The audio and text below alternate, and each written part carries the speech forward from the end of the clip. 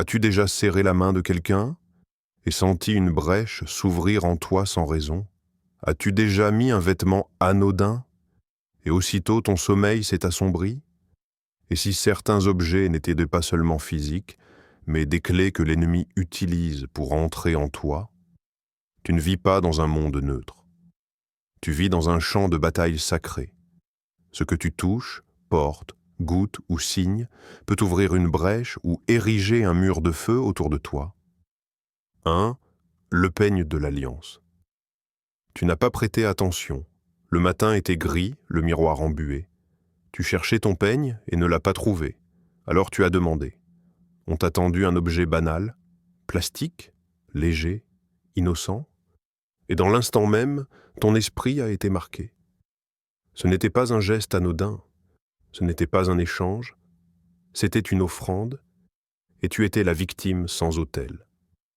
Dans le royaume de Dieu, la tête n'est pas un détail, c'est un trône. C'est là que descend l'huile. C'est là que Dieu murmure. C'est là que le feu tombe.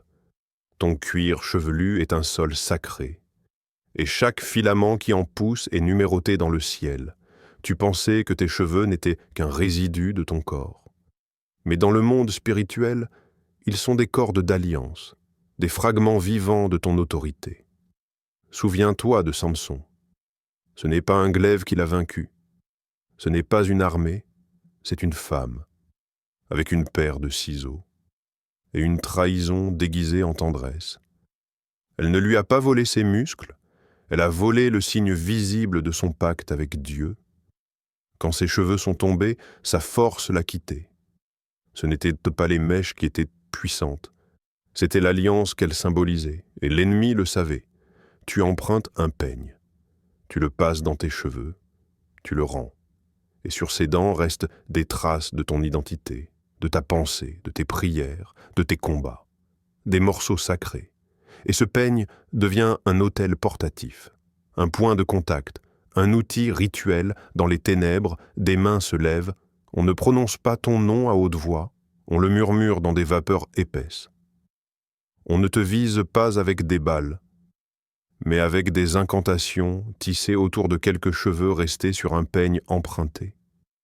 Des cordes invisibles se nouent, la confusion se pose sur ta tête comme une brume. La fatigue s'installe sans raison. Tu pries, mais ta prière semble rebondir sur un plafond de plomb. C'est ta fréquence spirituelle qui a été brouillée. Tu n'as jamais su quand ça a commencé. Mais ton discernement a été ralenti, tapé, aspiré. Ta concentration, envolée. Tu vis des retards inexpliqués. Tu oublies des choses simples. Tu n'entends plus clairement la voix du Seigneur, et pourtant, ce n'est pas un péché caché. Ce n'est pas une attaque frontale. C'est un objet emprunté. Un accès que tu as toi-même validé en tendant la main, en disant « merci » sans prier. Ton crâne est le ciel de ton esprit, là où Dieu dépose ses stratégies, là où naissent les visions, là où l'onction coule ou s'évapore. Quand un objet étranger touche ta tête, il agit comme une clé ou comme un poison. Ce n'est pas le plastique du peigne qui est en cause, mais ce qui s'est accroché à lui. Des anxiétés, des impuretés, des esprits, des malédictions anciennes recyclées en gestes modernes. Tu as peut-être prêté ta tête à un sanctuaire corrompu. Tu as peut-être permis qu'on peigne la gloire de Dieu avec des mains qui servent de maître. Et maintenant, tu ressens un poids. Mais tu ne sais pas d'où il vient. Rappelle-toi, ton corps est un temple. Mais ta tête est le sanctuaire du sanctuaire. Le lieu très saint. Le propitiatoire. C'est là que l'huile descend. C'est là que la couronne repose. C'est là que l'Esprit parle. Et c'est ce lieu qu'on a ciblé, pas pour te tuer, mais pour te désaligner, pour que ton esprit soit toujours en arrière de la volonté de Dieu, jamais au bon endroit, jamais au bon moment. Et toi, as-tu prêté ta tête sans poser de questions? As-tu laissé un inconnu toucher ton autorité? As-tu laissé un objet marquer ton appel? Tu pensais que c'était juste un peigne, mais c'était une clé. 2. Le vêtement de l'esprit. Il s'appelait Jérémie, pas le prophète, un jeune homme ordinaire, un chrétien, fidèle, serviteur dans l'Église, mais depuis quelque temps, quelque chose clochait. Son sommeil était agité, ses rêves flottaient dans une brume rouge, des murmures sans visage, des silhouettes dans les coins de sa chambre. Et surtout, cette fatigue écrasante, comme si quelque chose voulait l'enfouir vivant dans un désert invisible. Il a tout remis en question, son jeûne, sa foi, ses paroles, ses fréquentations. Mais il avait oublié de considérer ses vêtements. Tout avait commencé 3 semaines plus tôt. Un collègue avait oublié un sweat dans la voiture. Garde le mec, trop petit pour moi. Jérémie l'avait pris, lavé, porté. C'était un vêtement épais, doux, presque rassurant. Mais sous ses fibres dormait une atmosphère étrangère. Un manteau tissé dans une nuit spirituelle. Et chaque fois qu'il l'enfilait, quelque chose de lui s'éteignait un peu plus. Dans les cieux, les vêtements ne sont jamais neutres. Ils sont des codes, des langages spirituels visibles. Joseph portait une tunique de couleur, c'était un vêtement prophétique. Élie portait un manteau, c'était un transfert d'onction. Les sacrificateurs avaient des habits précis, cousus sous l'ordre de Dieu. Même dans le ciel, les saints reçoivent des robes blanches. Les vêtements parlent. Et les ténèbres l'ont compris. Elles ont commencé à tisser leurs propres habits. Un vêtement peut porter une empreinte d'âme. Tu ne vois pas les souvenirs cousus entre les mailles, mais l'esprit les sent. Un t-shirt peut porter un fardeau de luxe, une veste, une odeur d'échec, un jean, une malédiction familiale. Le tissu absorbe, il mémorise, il transmet. Et toi, tu entres dedans comme dans un piège bien ajusté. Jérémie ne le savait pas. Mais le sweat avait appartenu à un homme rongé par la colère. Un cœur plein de rage, d'amertume et de pactes nocturnes. Un homme qui pratiquait des rituels de feu et dont les vêtements servaient d'autel de contact. En le portant, Jérémie portait sa guerre. Ses rêves devenaient les siens. Ses pensées, des invasions. Et bientôt, son esprit s'enfonçait dans un silence gris. La Bible est claire. Des linges avaient touché le corps de Paul, et les malades étaient guéris. Actes 19, 11, 12. Ce n'est pas une image, c'est une loi spirituelle. Le tissu peut transporter la puissance divine. Mais la même règle fonctionne dans l'autre sens. Si un tissu peut être chargé de guérison, il peut aussi être chargé de malédiction. Pense-y. Pourquoi Dieu demande-t-il à Moïse de brûler certains vêtements dans Lévitique? Pourquoi les anciens prophètes déchiraient-ils leurs tuniques en signe de jugement ou d'alliance rompue? Parce que les vêtements sont plus que du coton. Ce sont des porteurs d'héritage, des relais spirituels. Quand tu portes ce qui a été souillé, tu invites dans ta maison ce qui n'a jamais été purifié. Un vêtement acheté à la brocante, un pantalon prêté par un ami, un manteau hérité d'un inconnu. Chacun peut devenir un manteau de plomb. Il n'écrase pas tes épaules, mais ton onction. Il ne bloque pas ta respiration, mais ton discernement. Tu ne tombes pas malade. Tu deviens simplement flou, moins lucide, moins priant, moins toi. Il y a des habits qu'on ne devrait jamais porter.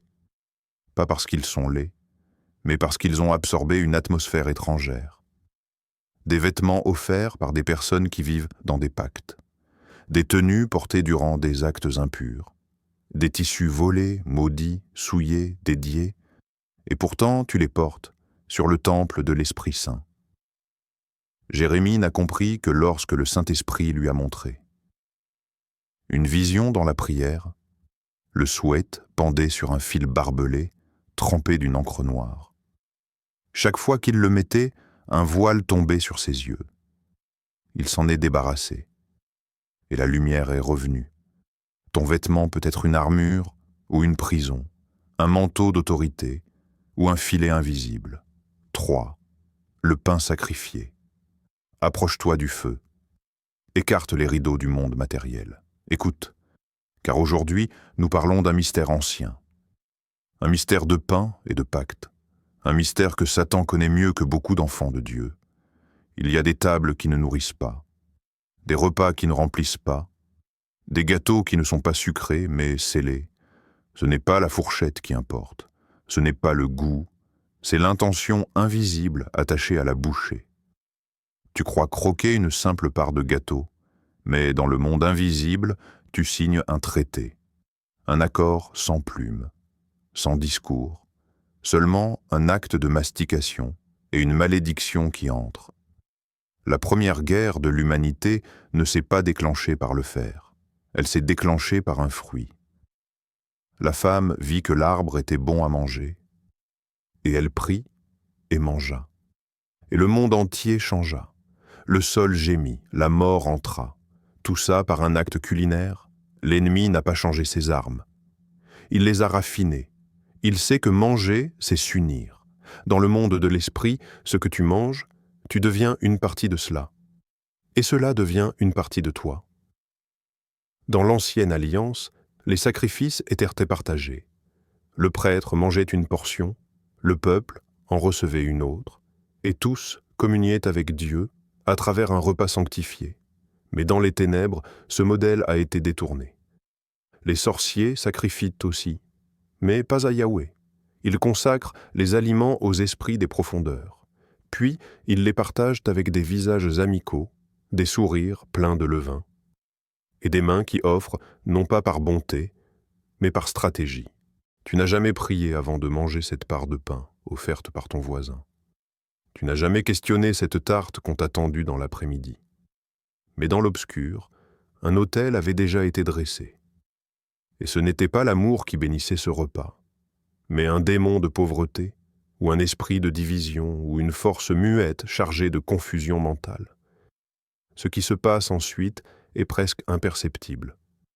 Tu ne tombes pas malade, tu ne vomis pas, non. Tu commences à changer. Tu n'as plus envie de prier. Tu oublies des versets simples.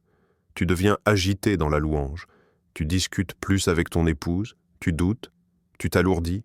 Et tout cela a commencé par une bouchée. L'esprit t'avait averti. Un petit inconfort. Une hésitation dans ton ventre. Un « je ne sais pas » diffus dans ton âme. Mais par politesse, tu as mangé. Par habitude, tu as accepté. Par fatigue, tu n'as pas discerné. Et tu as avalé plus qu'un aliment. Tu as avalé une mission invisible. Souviens-toi de Daniel en Babylonie. On lui a présenté les mets du roi. Et il refusa. Il s'abstint de la table royale. Pourquoi ? Parce qu'il savait que cette nourriture était liée à un autre trône. Et toi ? À quelle table manges-tu ? À quel trône rends-tu hommage par ton assiette ? Vous ne pouvez pas boire à la coupe du Seigneur et à la coupe des démons. 1 Corinthiens 10:21. Quand tu manges un aliment dédié aux ténèbres, tu ouvres une porte intérieure. Pas par intention, mais par contact. Car les autels voyagent avec les offrandes. Et tu n'es pas un estomac ordinaire. Tu es le temple du Saint-Esprit. Tu es un autel vivant. Et ce que tu avales devient une offrande sur ton autel. Il y a des pains qu'on ne doit pas goûter. Il y a des gâteaux qu'on doit refuser. Pas parce qu'ils sont impurs au goût, mais parce qu'ils sont liés à une intention impure. L'ennemi veut te nourrir, non pour te fortifier, mais pour te lier. Et il ne vient pas avec du poison. Il vient avec ce qui semble fait maison, ce qui sent bon, ce qui est sucré, ce qui est chaleureux. Mais au fond de chaque bouchée, il a caché un contrat. 4. Le couteau de l'Alliance noire. Il était posé là, sur la table. Un objet ordinaire, un simple petit couteau à manche noire. Tu l'as pris sans réfléchir pour recoudre un bouton tombé ou couper un fil récalcitrant. Mais dans l'ombre, quelqu'un souriait. Parce que ce n'était pas un outil, c'était une aiguille rituelle. Et toi, tu venais de percer ta vie avec elle. Dans le monde de l'invisible, chaque objet porte un langage. Le bois, le métal, le tissu, la flamme, tout a une voix. Et certains objets sont des cris déguisés. Le couteau est de cela. Tu crois qu'il coupe la matière. Mais en réalité, il coupe les liens. Il sépare.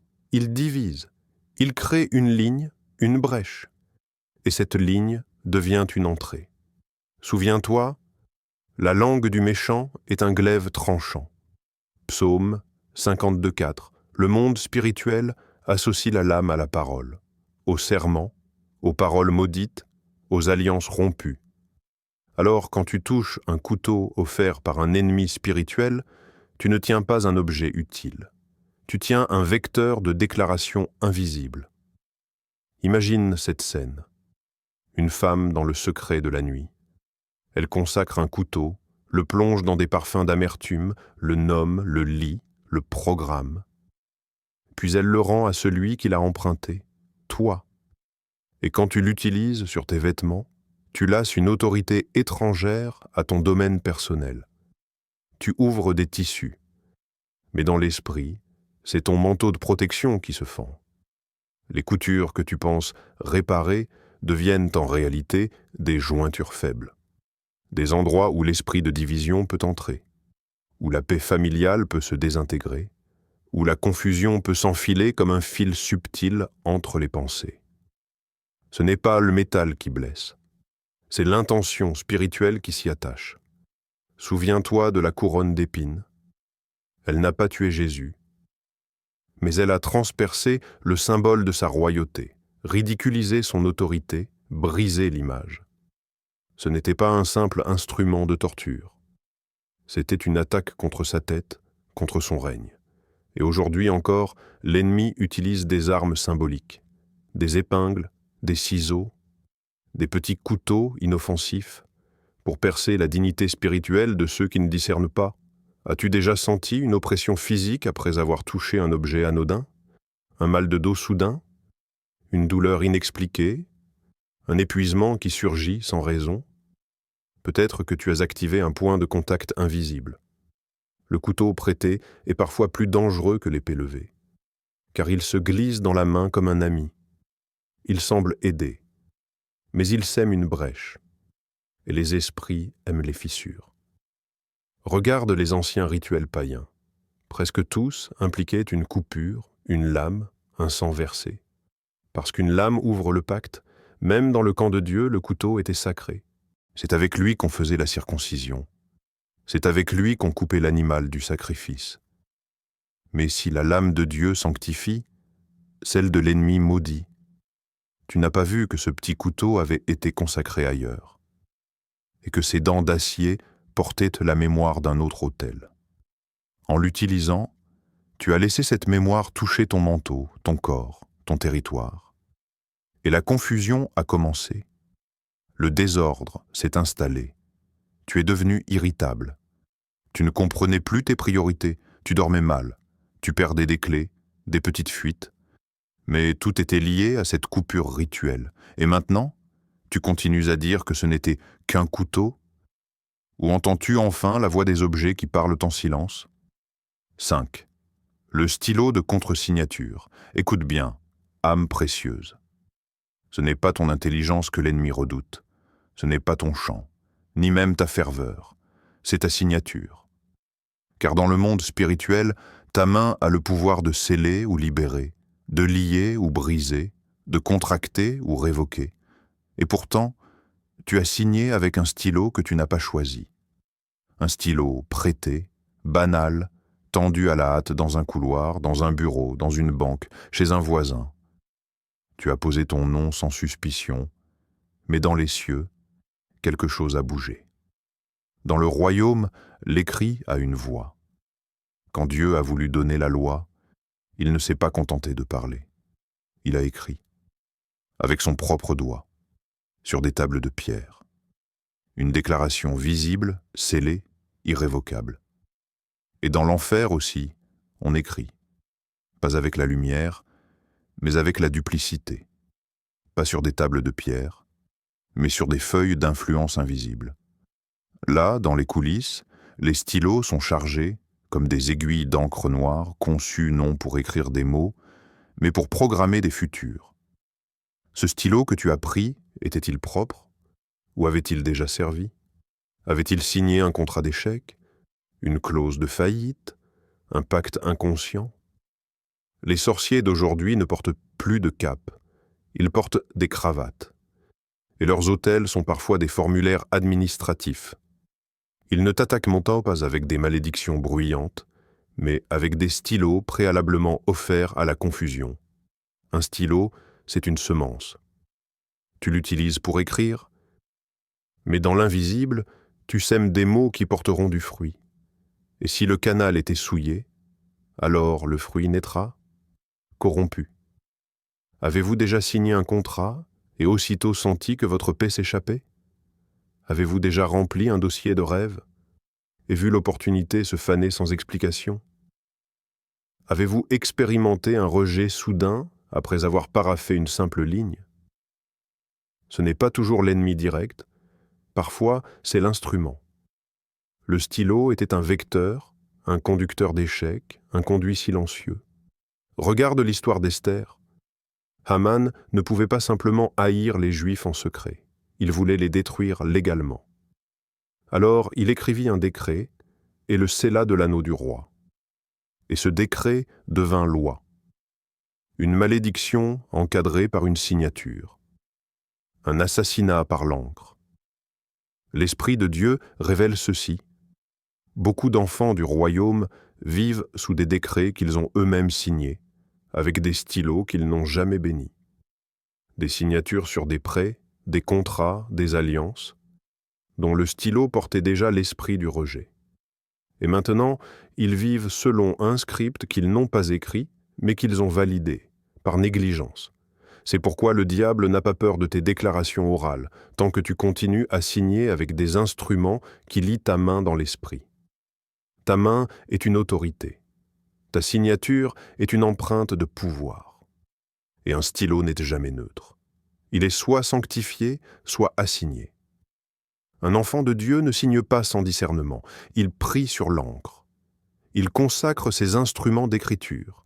Il proclame que toute trace de sa main est soumise au roi des rois. Mais si tu signes avec un outil contaminé, tu peux sceller un décret que Dieu n'a jamais écrit. Et alors, il faudra une intervention céleste, une contre-lettre comme celle d'Esther, un nouveau décret pour annuler le précédent. As-tu déjà consacré tes stylos? As-tu déjà prié sur ton nom écrit? As-tu déjà demandé à Dieu, « Est-ce toi qui m'appelles à signer ceci ?» Ou as-tu juste écrit par automatisme? Car même dans le ciel, il est écrit, et les livres furent ouverts, et dans ces livres, il y aura des signatures. Les tiennes. 6. La flamme inconnue. Il faisait nuit, et tu as tendu la main, un briquet, une allumette, un feu emprunté juste pour quelques secondes. Tu croyais allumer une bougie, mais tu as allumé une porte. Le feu n'est jamais neutre. Depuis les origines, il est un témoin éternel. Il consume les sacrifices, illumine les prophètes, guide les tribus dans le désert. Mais il détruit aussi. Il avale les villes, révèle les jugements et expose les cœurs. Dans la Bible, Dieu est un feu. Notre Dieu est un feu dévorant. Hébreux 12, 29. Mais pas n'importe quel feu. Un feu pur, juste, saint. Un feu qui purifie sans corrompre, qui éclaire sans brûler les innocents. Mais il existe un autre feu. Un feu étrange. Un feu qui ressemble au feu de Dieu, mais qui ne vient pas de lui. Ce feu-là a des origines noires. Il est allumé par des mains qui servent deux trônes. Il ne sanctifie pas. Il pollue. Souviens-toi de Nadab et Abihu, fils d'Aaron, prêtres, oints, et pourtant, ils offrirent devant le Seigneur un feu étranger. Et le vrai feu, le feu de Dieu, les consuma sur place. Pas parce qu'ils étaient impurs, mais parce qu'ils ont utilisé une flamme non autorisée. Et toi, à qui as-tu demandé ton feu? Quel feu as-tu introduit dans ta maison, dans ton sanctuaire, dans ton intimité? Ce n'était peut-être qu'un briquet, mais il avait été allumé ailleurs. Il portait la mémoire d'un autre autel, un autel souterrain, un lieu de cris étouffés, de pactes nocturnes, de paroles enflammées contre la lumière. Tu pensais allumer une bougie pour apaiser, mais dans l'esprit, tu as ouvert une fenêtre au vent brûlant du chaos. Depuis, les disputes surgissent de nulle part. La passion devient incontrôlable. La colère monte comme une fumée noire. Les murs résonnent de tensions silencieuses. Et la paix a quitté la pièce. Le feu est un sceau. Il active. Il officialise. Il attire ce qui lui ressemble. Quand tu allumes une flamme, tu fais un appel invisible. Tu invites la chaleur de sa source. Et si la source est impure, alors la flamme brûlera au nom d'un autre. Dans certaines traditions occultes, on consacre le feu, on parle sur l'allumette. On injecte des intentions, des esprits. Puis on l'attend, poliment, à un voisin ou à un croyant distrait. Et la main innocente qui l'utilise devient prêtre d'un feu contaminé. Tu as allumé ta bougie de prière avec cette flamme, mais c'est la confusion qui est descendue. Tu as soufflé sur ton gâteau d'anniversaire, mais c'est la stérilité qui s'est infiltrée. Tu as allumé une cheminée, et la discorde a commencé à habiter tes nuits. Le feu n'est pas qu'un outil, c'est un pont entre les royaumes, et l'ennemi le sait. Il adore les petits gestes, les secondes inaperçues, les flammes prêtées, les lumières partagées sans prière. Chaque feu porte un nom, et tous les feux ne disent pas « je suis ». Certains murmurent d'autres choses, des pactes anciens, des malédictions camouflées en lumière, des chaînes forgées dans la braise. Tu vis peut-être avec une flamme étrangère dans ta maison, une atmosphère constamment échauffée, un foyer qui ne réchauffe plus, une lumière qui dérange plus qu'elle ne révèle, car la flamme empruntée était un cheval de Troie.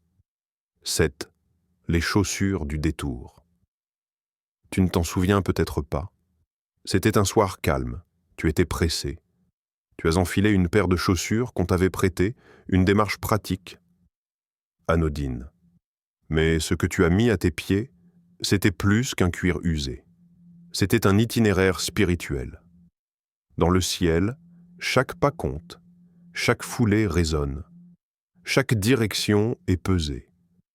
Dieu ne trace pas ton chemin par hasard, il l'éclaire, il l'oint, il le sanctifie.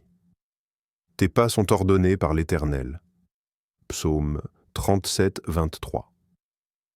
Mais seulement si tes pieds lui appartiennent.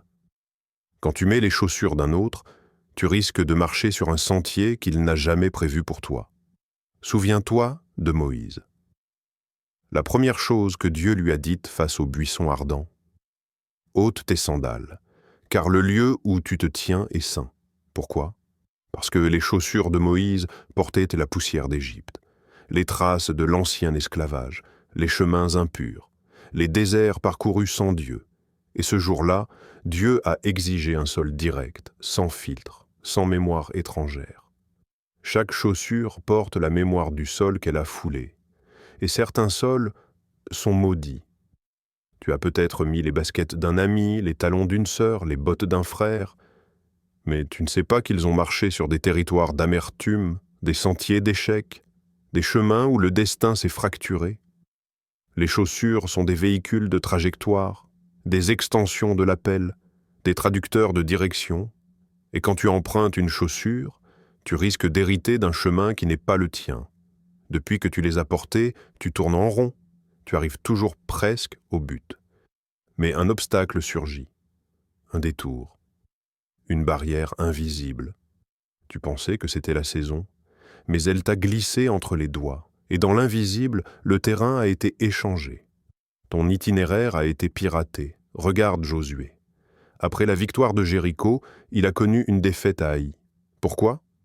Parce qu'un homme, Akan, avait pris un manteau interdit et l'avait caché sous sa tente. Mais ce que peu remarquent, ce manteau provenait de Babylone, le lieu de la confusion spirituelle. Et en le gardant, Akan a changé la trajectoire de tout Israël. Un seul vêtement, un seul pas de travers. Et l'armée a été désorientée. Tu crois que tes retards sont logiques, que les portes fermées sont naturelles. Mais l'esprit murmure « Tu portes ce que je ne t'ai jamais donné ». Il y a des chaussures qui n'ont jamais été conçues pour toi. Elles ne correspondent pas à ton appel. Elles ont été façonnées dans un autre feu. Elles ont foulé des terrains hostiles et portent encore la poussière d'anciens autels. Et maintenant, chaque fois que tu avances, tu entres dans des atmosphères qui ne t'appartiennent pas, des tensions que tu ne comprends pas, des lieux où le ciel semble silencieux, parce que tu marches dans une direction étrangère. L'ennemi n'a pas besoin de t'arrêter, il lui suffit de te dévier, te faire marcher sur un circuit sans fin, te faire croire que tu avances alors que tu tournes autour d'une montagne stérile, et tu ressens cette fatigue, pas dans les jambes, mais dans l'âme, ce poids invisible, ce « je ne suis pas à ma place » qui revient toujours. Chausse tes pieds du zèle que donne l'évangile de paix. Éphésiens 6,15. Le soldat de Dieu ne marche pas avec n'importe quoi. Ses pieds sont des outils de guerre. Ils sont programmés pour la victoire, pas pour les sentiers maudits. Tu as peut-être mis les chaussures d'un autre, et avec elles, son errance. Tu n'as peut-être jamais su que ces objets étaient des portes. Mais maintenant, tu les vois, et la lumière ne te permettra plus de fermer les yeux.